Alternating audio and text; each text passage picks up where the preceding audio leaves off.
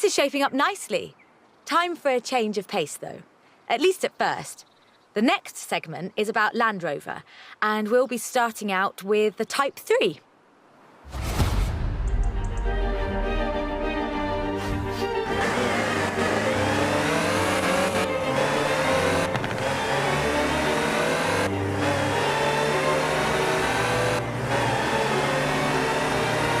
Land Rover, the British sports utility vehicle. But before that, they were actual utility vehicles. Solid, tough trucks, unstoppable over almost any terrain. In 400 meters, turn left. The Land Rover Type 3 marks the point where that shift begins, and we'll be looking at what that meant.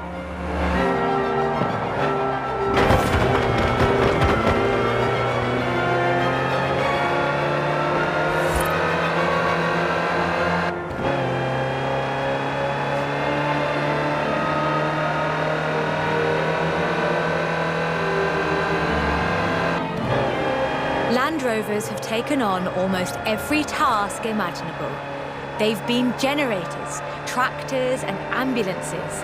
They've brought peace and carried medicines to disaster zones. They've even been buses. Over 500,000 Series 3s were built, and over 70% of those are still on the road today. They were extensively exported and built under license abroad. Belgium, South Africa, even Australia and New Zealand. With a robust chassis and signature Land Rover engineering, the Type 3 also marked the first time that buyers could choose interior options, like seat box protectors and cubby boxes.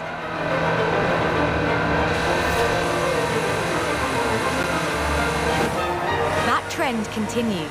And by 1982, Land Rover were offering the county-spec Type 3.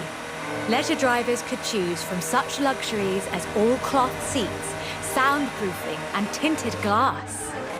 The trend was increasingly clear, and the future of the Land Rover was starting to take shape. If you squinted, you could already see the shape of the first sports utility vehicle, the Range Rover. While the stock Type 3 would never be particularly fast uphill, there is almost no hill that it couldn't climb, or down for that matter, if you put a proper winch on it.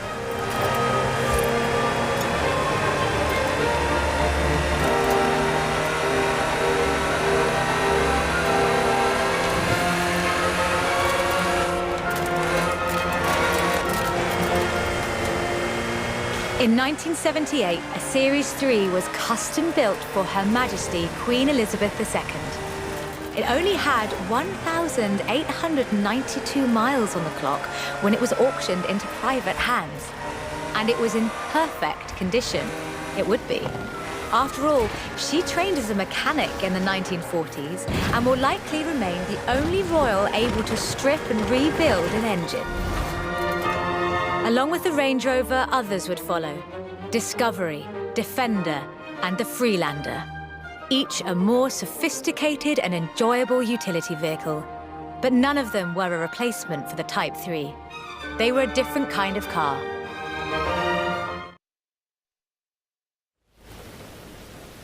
The Type 3 was arguably the first sports utility vehicle, an evolution of the design that would lead ultimately to this. The Bowler Nemesis, an off-road racing vehicle that turned into a production SUV, the Nemesis EXR. It sports a turbocharged 5-litre Land Rover Jaguar engine, crammed into a carbon fibre chassis with integral roll cage. It even has the grille, headlights and rear lights from a Range Rover.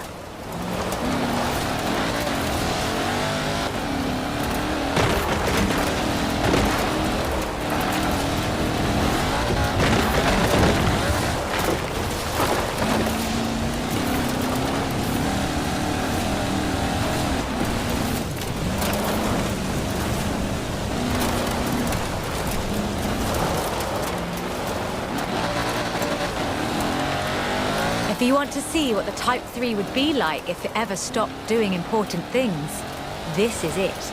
And it's beautiful.